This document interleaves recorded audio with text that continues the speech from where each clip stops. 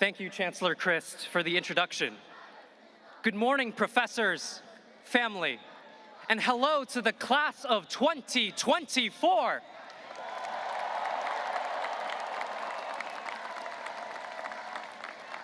I am humbled and honored to stand before you today. For all of us, Cal surprised us by challenging our idea of what college would be like. Today, I'd like to share one of my surprises. Last summer, I was teaching Algebra 1 at a junior college. When a student asked me about the real-world application of parabolas, I stood on a chair and I threw a marker across the room. And as it flew through the air, it traced the shape of an upside-down parabola. My students loved this and continued to bombard me with questions, eager to learn more algebra. But this was no ordinary classroom. No, this was behind bars, deep in the heart of the state's oldest, largest, and most infamous prison, San Quentin. My activities at Cal led me to volunteer at the prison.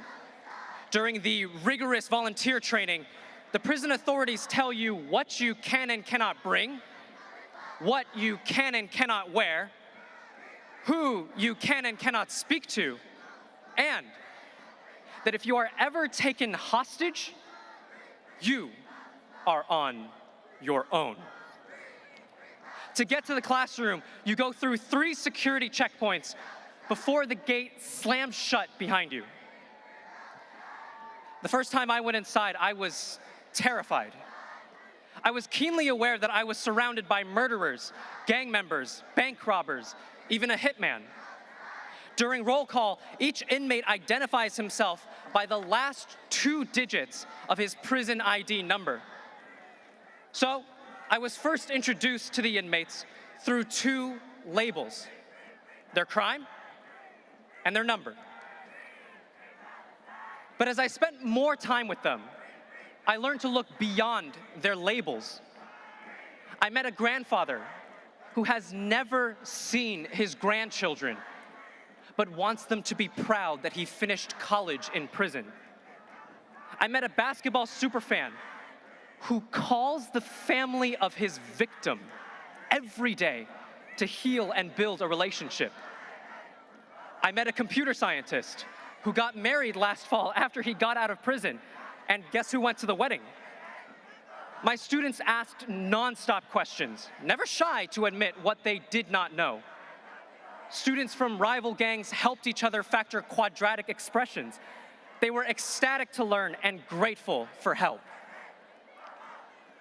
San Quentin taught me to look beyond the label toward the individual. It taught me that every person has their own story, filled with their own joys, heartbreaks, failures, and dreams.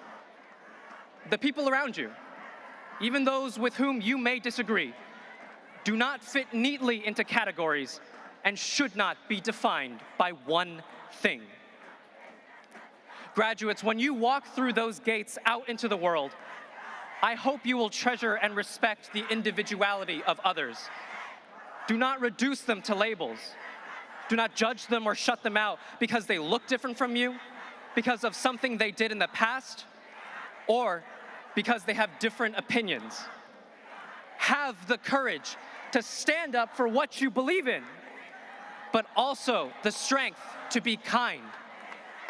Be passionate to fight injustice, but patient to understand those who disagree with you. Look beyond the label. But there is one label we will all share after today.